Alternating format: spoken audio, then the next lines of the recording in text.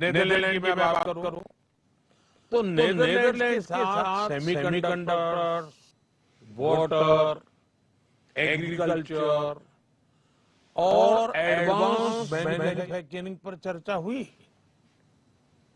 Sweden के साथ artificial intelligence और डिजिटल इनोवेशन, उस पर सहयोग की बहुत सारी बातें हुई। नॉर्वे के साथ ग्रीन टेक्नोलॉजी और मैरीटाइम कोऑपरेशन की बात आगे बढ़ी है। यूएई के साथ स्ट्रेटेजिक एनर्जी और टेक्नोलॉजी पार्टनरशिप पर महत्वपूर्ण समझौते हुए।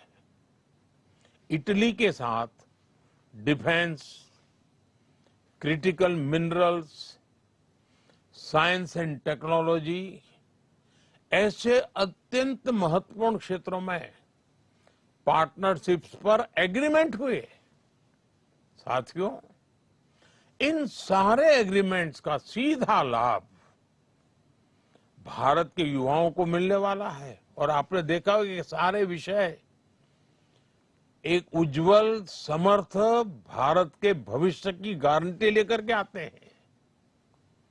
क्योंकि हर नया निवेश, हर टेक्नोलॉजी पार्टनरशिप, हर इंडस्ट्रियल कोलैबोरेशन भारत के युवाओं के लिए नई अपॉर्चुनिटीज तो लेकर के आता ही है, लेकिन अनगिनत नए अवसर तैयार करता है। मेरे नौजवान साथियों, हमें याद रखना है, ये वो सेक्टर्स हैं आने वाला इन्वेस्टमेंट और पार्टनरशिप वाले 3-4 दशक की ग्लोबल ग्रोथ को ये शेप करने वाली इंडस्ट्री तैयार करेगी। और निश्चित तौर पर भारत के युवाओं की इसमें बहुत बड़ी भूमिका होगी। साथियों, भारत किस तरह दुनिया का एक भरोसेमंद सप्लाई चेन पार्टनर बन रहा है, इसका मैं आपको एक उदाहरण देता हूं। जैसे नेदरलैंड्स की सेमीकंडक्टर कंपनी, आप में से बहुत लोग इस नाम से परिचित होंगे, एएसएमएल। एएसएमएल के साथ भारत की टाटा कंपनी का एग्रीमेंट है। भारत दुनिया के कुछ ही देशों में से एक है जिसके साथ इस कंपनी ने समझौता किया है।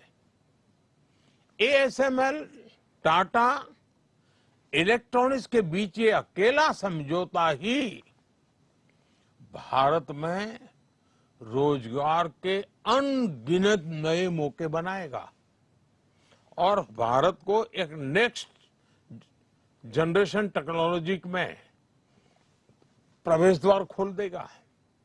ऐसे ही स्वीडन के साथ टेक्नोलॉजी और एआई पार्टनरशिप्स, यूएई का साथ सुपर कंप्यूटिंग कोऑपरेशन भारत की टेक्नोलॉजी क्षमता को बहुत मजबूत करने वाले हैं। इन एग्रीमेंट से युवाओं के लिए नए अवसर तो होंगे ही होंगे। साथियों, आज clean energy, critical minerals, green hydrogen, sustainable manufacturing से जुड़े सेक्टर्स भी बहुत तेजी से ग्रो कर रहे हैं, आगे बढ़ रहे हैं। इनसे जुड़ी पार्टनरशिप एक नई इकोनॉमी के न्यू अपॉर्चुनिटीज के दरवाजे खोल रही है। स्वीडन, नॉर्वे और इटली जैसे देशों के साथ ग्रीन ट्रांजिशन और सस्टेनेबल टेक्नोलॉजी में भी सहयोग बढ़ रहा है। ये भारत को क्लीन मैन्युफैक्चरिंग से जुड़ी फ्यूचर इंडस्ट्री मजबूत करेगा। इसके अलावा भारत ने पोर्ट्स,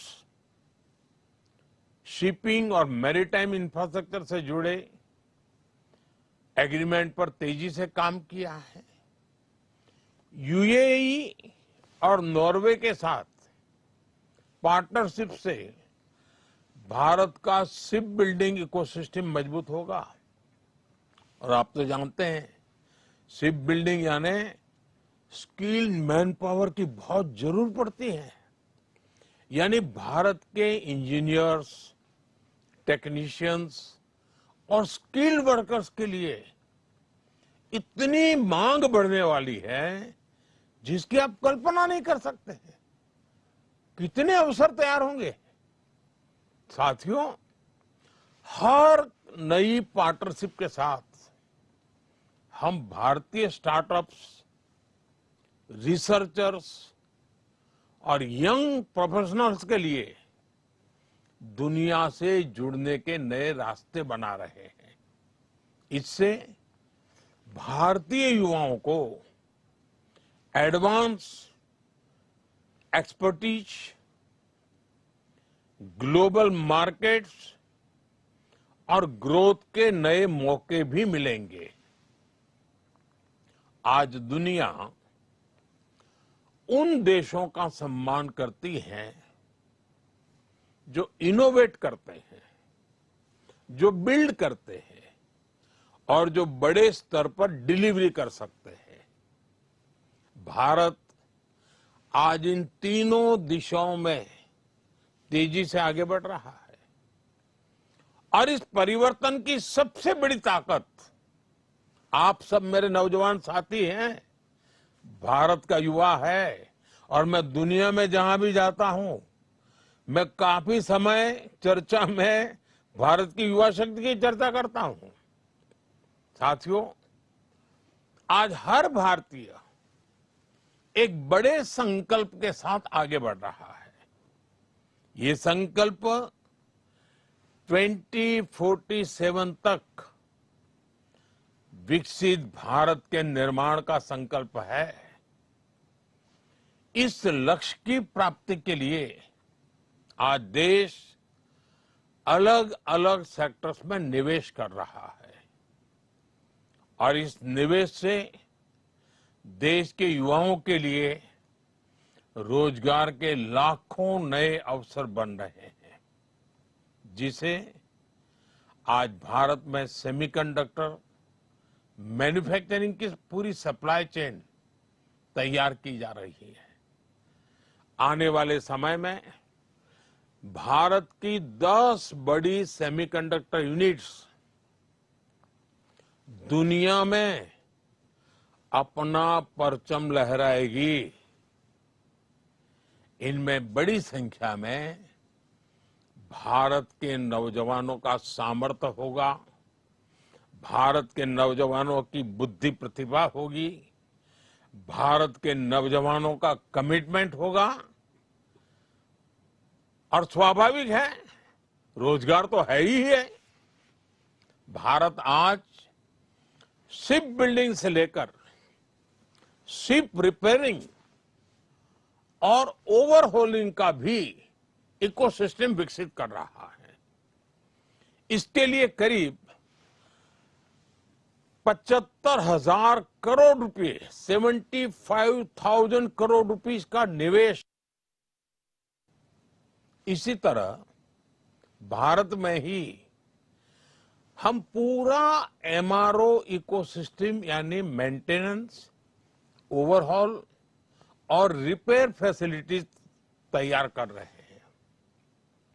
इससे देश के एविएशन सेक्टर को बहुत मदद मिलने वाली है और भारत के युवाओं के लिए रोजगार का नया सेक्टर तो खुलना ही खुलना है। साथियों, भारत आज एक बड़ा इलेक्ट्रॉनिक्स मैन्युफैक्चरर है और हम इलेक्ट्रॉनिक्स से जुड़ी कंप्लीट वैल्यू चेन भारत में ही बना रहे हैं। इसके लिए जो पीएलआई स्कीम चल रही है, उससे देश में रिकॉर्ड इलेक्ट्रॉनिक्स प्रोडक्शन हो रहा है और युवाओं को लाखों की संख्या में जॉब्स भी मिल रही है। साथियों, ऐसे अनेकों अभियानों पर भारत का पब्लिक और प्राइवेट सेक्टर मिलकर बहुत बड़ा निवेश कर रहा है। ये निवेश देश के युवाओं को देश में ही जॉब्स दे रहा है, उनके सपने पूरे कर रहा है। एक सरकारी कर्मचारी होने के नाते, जो कि आज नियुक्ति पत्र के बनने के बाद आपकी पहचान बनने वाली कि आप एक सरकारी कर्मचारी हैं, तो उस नाते आपको भी हमेशा ये ध्यान रखना है कि ईज ऑफ डूइंग बिजनेस देश की कितनी बड़ी प्राथमिकता है। साथियों, भारत की ग्रोथ स्टोरी और एम्प्लॉयमेंट जनरेशन, इसमें ये मानी हुई बात है, आप भी जानते हैं, इंफ्रास्ट्रक्चर इसकी बहुत बड़ी भूमिका होती है। जब गांव, छोटे शहर और दूर दराज के इलाके विकास से जुड़ते हैं, तभी देश की प्रगति का लाभ ज्यादा लोगों तक पहुंचता है।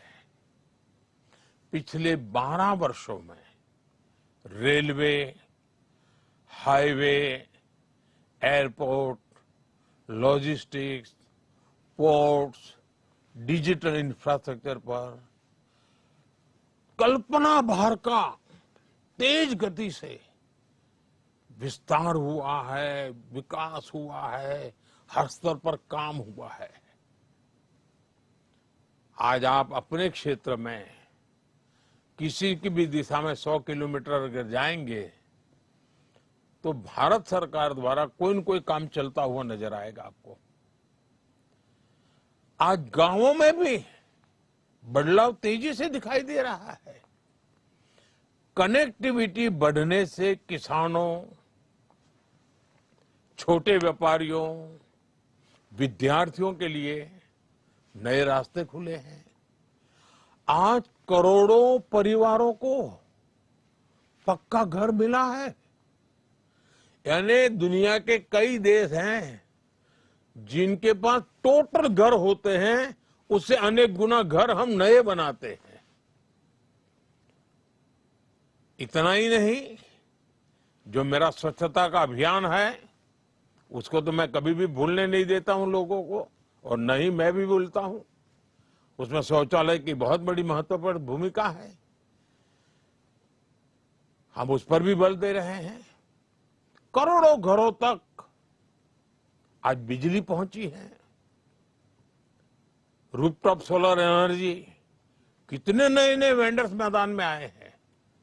अब देखिए, जल जीवन मिशन से नल से जल पहुंचाना, मैं अभी देख रहा था कि मैं चाहता था कि शहरों में पीएनजी के कनेक्शन बढ़े, तो मुझे प्लम्बर नहीं मिल रहे थे, कमी पड़ रही थी, क्योंकि जल जीवन के मिशन में कई सारी बड़ी संख्या में प्लम्बर वहां लगे हुए थे। अब इधर मुझे एनर्जी के लिए बड़े शहरों में पीएनजी के कनेक्शन तेजी से बढ़ाने थे। तो आप कल्पना कर सकते हैं कि कभी कभी तो लोगों की जरूरत पड़े तो लोग कम पड़ जाते हैं। साथियों, इन बदलावों का असर सिर्फ सामान्य नागरिकों की सुविधाओं तक सीमित नहीं रहता। गांव तक सड़क पहुंची तो मार्केट तक आना जाना आसान हुआ। बिजली की सुविधा बेहतर हुई तो छोटे उद्योग धंधे आगे बढ़ने लगे।